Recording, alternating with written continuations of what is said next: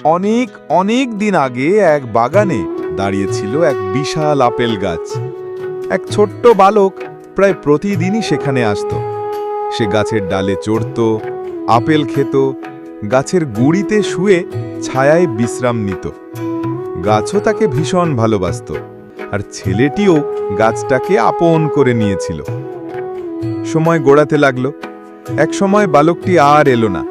গাছটি অপেক্ষা করতে লাগলো। একদিন অনেক দিন পর ছেলেটি ফিরে এলো। গাছ খুশিতে ভরে উঠল, বলল, এসো, আমার ডালে চড়ো, আপেল খাও, খেলো। ছেলেটি মাথা নেড়ে বলল, এখন আর খেলার সময় নেই, আমার খেলনা দরকার, কিন্তু টাকার অভাব। গাছ বলল, আমার কাছে টাকা নেই, তবে আমার আপেলগুলো পেড়ে নিয়ে গিয়ে বিক্রি করো, টাকা পাবে। ছেলেটি সব আপেল পেড়ে নিয়ে গেল। গাছ আনন্দ পেল, সে তার প্রিয় বন্ধুর উপকার করতে পেরেছে।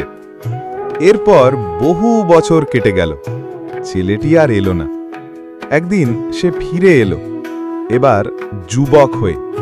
গাছ উচ্ছ্বসিত হয়ে বলল, এসো, আমার সাথে খেলো। ছেলেটি বলল, আমি এখন ব্যস্ত, আমার একটা বাড়ি দরকার। গাছ বলল, আমার বাড়ি নেই, তবে তুমি চাইলে আমার ডালপালা কেটে নিয়ে বাড়ি বানাতে পারো। ছেলেটি সব ডাল কেটে নিয়ে চলে গেল। গাছ খুশি হলেও আবার একা হয়ে গেল। সময় বয়ে চলল, ছেলেটি আর এলো না। এক গরম দুপুরে সে ফিরে এলো। চেহারায় ক্লান্তি, বয়স তার যৌবন ছুঁয়ে গেছে। গাছ বলল, এসো, একটু খেলো।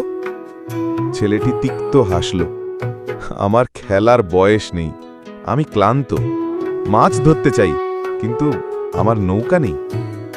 গাছ বলল, আমার গুড়িটা কেটে নিয়ে যাও, নৌকা বানাও। ছেলেটি গুড়ি কেটে নিয়ে গেল। গাছ আবার ফাঁকা হয়ে দাঁড়িয়ে রইল।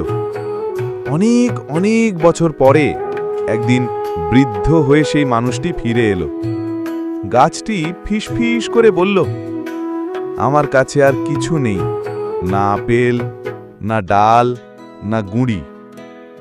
বৃদ্ধটি মৃদু হাসল, আমারও আর কিছু দরকার নেই, শুধু বসার মতো একটা জায়গা চাই।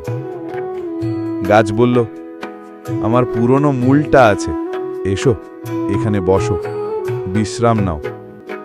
বৃদ্ধটি বসে পড়ল। গাছের শুকনো ডাল, শূন্য দেহ, সবকিছু এক অদ্ভুত শান্তি পেল।